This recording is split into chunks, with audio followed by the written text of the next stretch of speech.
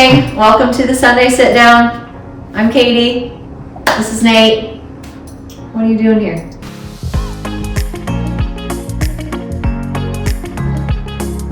Well, I'm the oblivious husband. A lot of people ask me questions that I oftentimes don't know how to answer.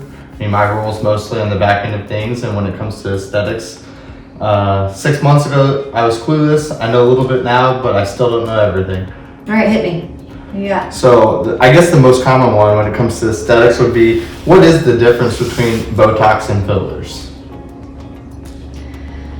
Okay, Botox, fillers, and they're easily confused, I think, especially for people that aren't in the aesthetic world, haven't had any of them before. So Botox is a brand, so it's a type of neurotoxin. So basically what Botox does is paralyzes a muscle. So fillers fill a gap, neurotoxins paralyze a muscle to soften fine lines. So starting with neurotoxins, Botox, Dysport, Jeuveau, those are the ones that we carry.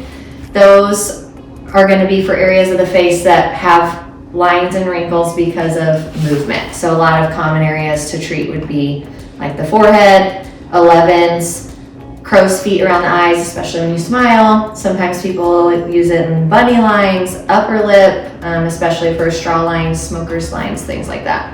Sometimes frown lines are like a downturned smile. You'll see even like dentists that'll use it in like masseter muscles for people that clench their teeth a lot. It can also slim down the jawline. Lots and lots of places to put neurotoxins. So basically, gonna freeze the muscle for a little bit of time. Fillers, on the other hand, are filling a gap. So after we reach, like in our 20s, we start losing collagen production, which is basically the building blocks of our skin. So it keeps our skin looking tight and like a baby, where they look full and beautiful and not kind of saggy or jowly. It's like me. I mean, I guess I didn't even notice it, but when you started bringing me into this world, I noticed that my face wasn't exactly balanced, and I have a little bit of fat loss or something on this side, and you guys quickly pointed that out. And so that's something, or an area that you would recommend some filler? Yeah, so you also lose your fat pads over time. Unfortunately, we don't lose fat in our butts. We lose fat in our face. But anyway, so it'll help fill that area. So there's lots of different types of fillers. Where you would put filler in a cheek, like that filler is not going to be the same as what you put in a lip. You're trying to mimic bone, and your lip, you don't want your lips to look like bones. They're not. You don't want them all hard. You want soft, luscious lips. So lots of different types of fillers too. The different types, like when you say different types, is it like just different makeup, or what is what's the difference? They make them to where they're different consistency. So how heavy they are, essentially. Fillers are going to last you longer than like what Botox does too. I think that's a common misconception for people too. Neurotoxins or Botox, Dysport, Jeuveau, those are going to last you like 3 to 4 months at a time. So that's going to be a more common appointment, or a more frequent appointment, especially for people like if you work outside in the sun, if you work out a lot. People that have higher metabolisms will kind of process that a little bit quicker, but typically 3 to 4 months for Botox. Fillers, you're looking more of like a year at a time, give or take, but on average, I would say about a year. So that's like a little bit of a misconception for people too, especially when you're looking at pricing and things like that.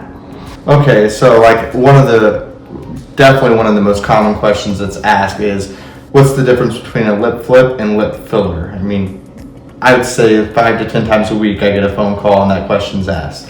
Okay, so the difference between a lip flip and lip filler is going to be what we use. So of course, lip flip we're going to do with a neurotoxin, Botox, Dysport, Jeuveau. It's going to last, again, about 3 to 4 months, depending on how much you use, that type of thing. But it's going to go right above the lip. So we're going to inject the area right above the lip with a certain amount of units, depending on the person. And what it does is kind of just pokes the lip that you already have, kind of relaxes it and pokes it out a little bit. So it gives you a little bit more of a volumized look to your lip. Again, lasting 3 to 4 months. One thing that people sometimes will have an issue with is like drinking from a straw, or smokers sometimes don't like lip flips because it's harder for them to smoke, that type of thing. But that's kind of lip flip. It's going to be a cheaper option, but not as aggressive. It's going to be more subtle look and not last as long. Lip filler is going to be where we're using filler actually in the lip tissue.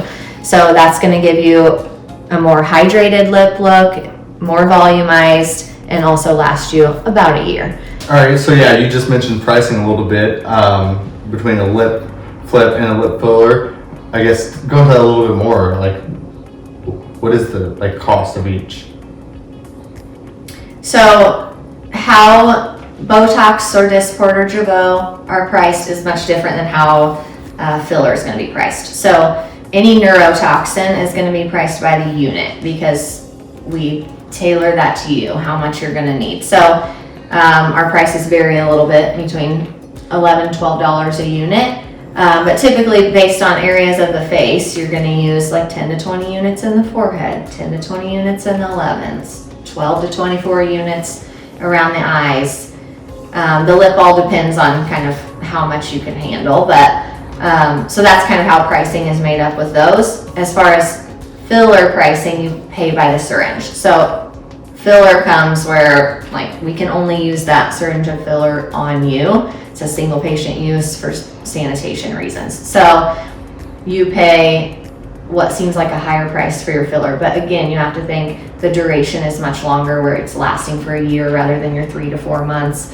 If we don't use all of the filler, we'll save it for a future date when you want to use it again. So like if we don't use a full syringe in the lip, then we'll save it for when we want to do a touch-up, or once the swelling and everything heals, then we can go back in and do more, that type of thing. So they are priced differently just because they're very different products. So I guess another frequent term that I've learned in this industry is botch jobs. So in the event somebody gets a filler or gets something that they're unhappy with or unsatisfied with, is there anything that you can do, or are they just stuck like that for the next 6 to 12 months? That's a good question. So Botox, not a lot you can do. I mean, once it's in, it's in. That's what I tell people a lot with lip flips. It's like, this is fine, but if you don't like it, we gotta wait for it to wear off, because we're just waiting on the muscle to wake back up. You know, Botox is paralyzing that muscle for a short period, so we're waiting on it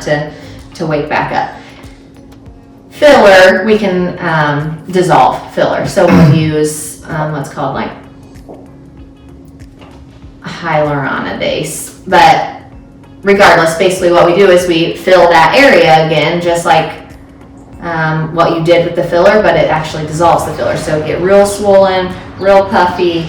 It's not comfortable, but then it gets rid of it. So you can do that not only for a botch job, if you will, but also if the filler kind of migrates out of where it should be, or if you have like an adverse reaction, something like that. Thanks for joining us. We'll see you next time on the Sunday Sit Down.